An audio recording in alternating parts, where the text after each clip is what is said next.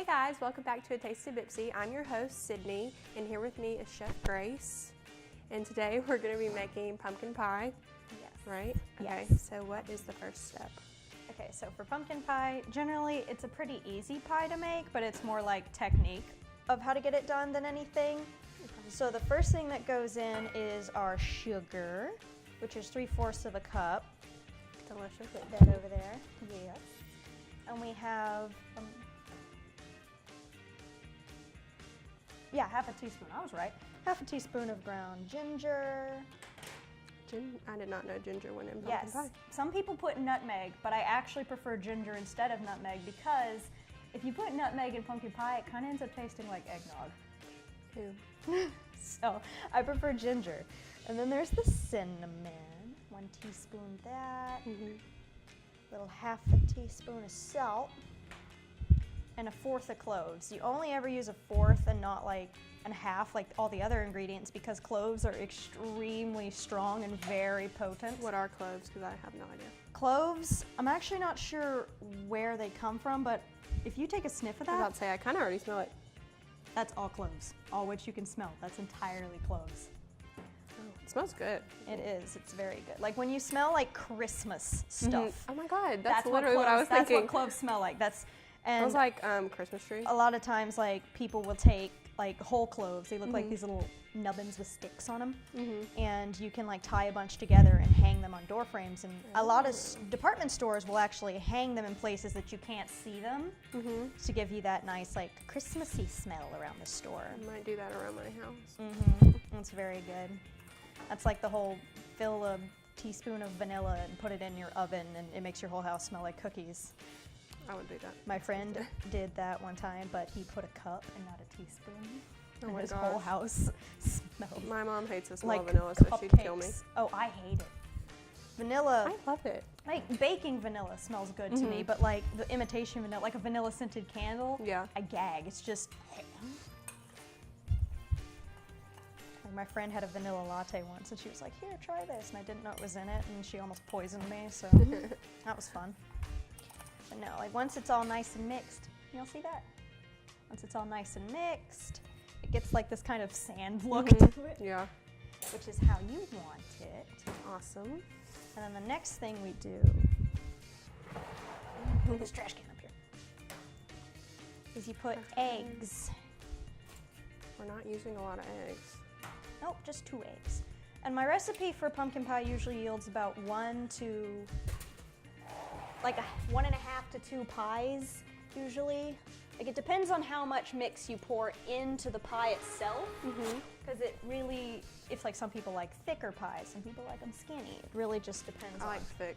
Me too. Yeah. So it really just depends. You always smush your eggs down. I did not know that. Yes. I'm always you learning good break stuff the here. yolk. It makes them fluffier. Or maybe I'm just crazy and I just like. Well, I do like don't know. fluffy eggs, so that's good to know. If you really like, if you were making them scrambled, it works better with a fork. But like, Yeah. you would make this motion. But with a whisk, you got to go the other way, unless you're left-handed, which I'm not. I don't think anybody wants to see that today. That's a good way to make. What do you call those mixer accents? Where like you turn it on high, it's just whipped cream. Oh my gosh. All the time. So what is that? This is our pumpkin pie puree mix with my handy dandy can openers that I stole from Chef Mark. That he's gonna eat me if I don't give them back to him, but last time somebody stole his can opener, he chased us down for like 5 minutes. I was like, who took my can opener? It was so funny. And that goes in there with the eggs. And some recipes will tell you to stir with each individual ingredient added, but I don't do that.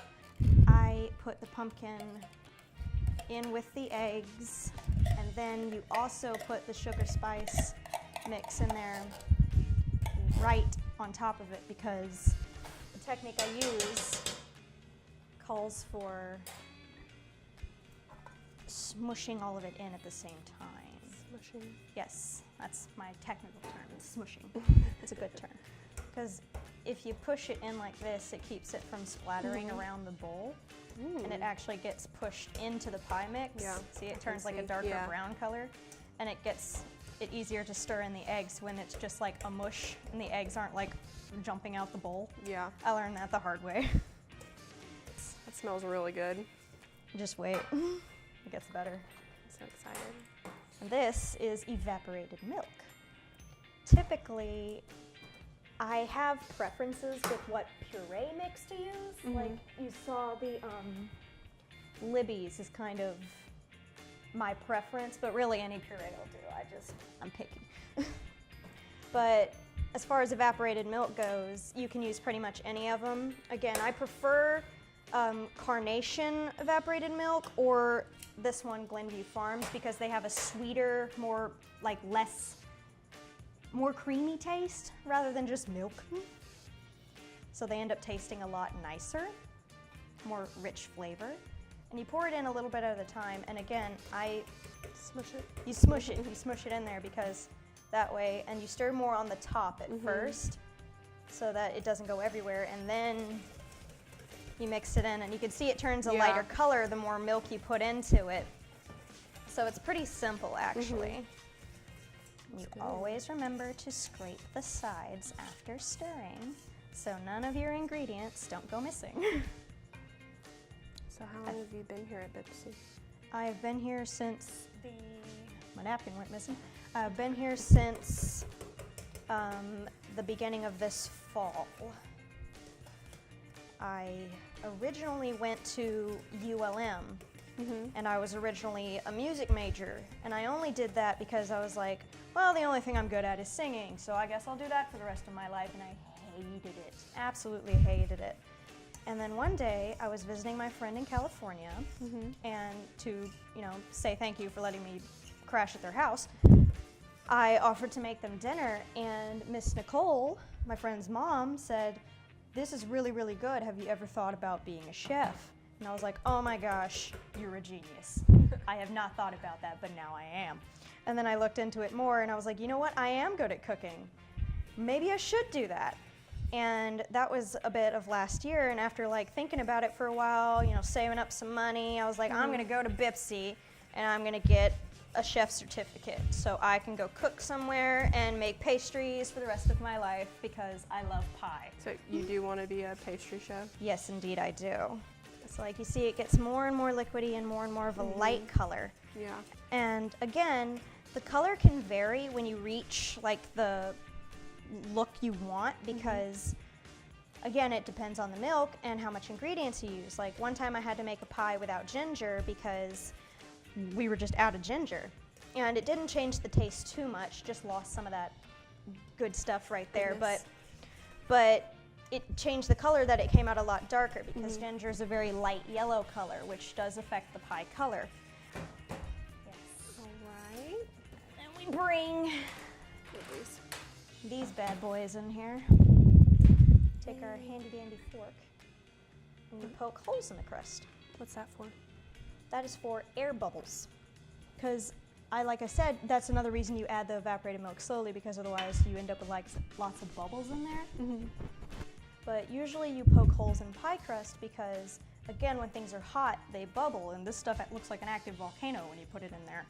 And you don't want it to bubble into the crust because then air pockets will get in the crust and you end up with just this lump on the bottom with no pie, and it's just crust shaped like this. And then the pie ends up falling out and it's just bad news. So you end up with volcano pie. I did not know that. Yep. I just want to poke it. Oh my god, what if I mess it up? Right here? Yes, right in there. Perfect. So are you just gonna pour it in here? Yes I am. Just fill it up? Is there a certain amount you want to put in each one? Well, again, like I said, if you want them more thick, you want them more thin, would you like a thick pie or a thin pie? Definitely you want a thick pie. Well, then we'll make thick pie. Like I said, 1.5 to 2, depending on if you make it thin. So I think we're going to make 1.5 today. I'm okay with that. That means we get a thick pie. This is right. Yeah, you're doing it perfect. That's exactly how you do it. You're making nice waves. There you go. Done? Yes. Okay. Perfect. Okay. I'm gonna stick you in there. Yeah. Okie dokie. This one's prettier. We'll put it in that one. And like I was showing them on something else earlier, when you make pumpkin pie, if it comes out and there's like a little black or brown crusty stuff on the rim of the actual crust, that's nothing really to panic about, because it's actually just the pie mix has splashed up onto the crust and baked into the crust. It does not affect taste or quality whatsoever. It just looks burnt. It's like when you get a grilled cheese and there's like a burnt piece, it actually doesn't matter. It just scrape it off. Yeah. If it really does bother you, again, you can scrape it off, but gently, or you will tear your crust off. And then you just have pie and no crust. The crust is like the best part. Oh yeah. I mean, if any falls off, you can just eat it, which is what I do. And you smooth it out. That actually looks pretty full. Like I said, like if I went la right there, I'm doing this on purpose because I'm not going to cook this one. So if all that like got like crust, it would bake in and it would turn like kind of a brownish black color, and it wouldn't matter whatsoever to the taste. So that's about right where you want a full pumpkin pie, right there. That is beautiful. And when it is done. Okay, so how long are we gonna put it in the oven? Well, usually you start for pumpkin pie. My technique is usually 425. Preheat it, and you stick it in there for about 15 minutes. And then you bring the temperature down to 350, generally 25 to 45 minutes, depending. I always recommend starting with the 25 minutes, because if you've never cooked in that oven before and it runs hot, you're in for a bad time. All right, so we are going to put this in the oven. We're gonna let it. You always make sure to rotate your pies when they're in the oven so they cook on evenly every side. Otherwise, you end up with like a brown spot and not done crust on one side. I did not know that. Yes. Okay, so we're gonna put this in the oven, and then we will be back. It's about me. It's about me. And me. And me. It's about me. And me. It's about me. It's about me. And me. It's about me. It's about you.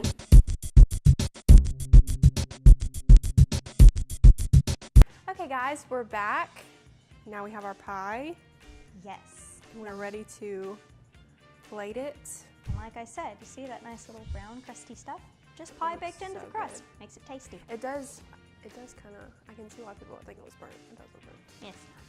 Still tastes good. I'm still gonna eat it, so don't worry. And a lot of people ask me questions about like, what is this big, like, giant stabbing look in here? And that's actually exactly what it is.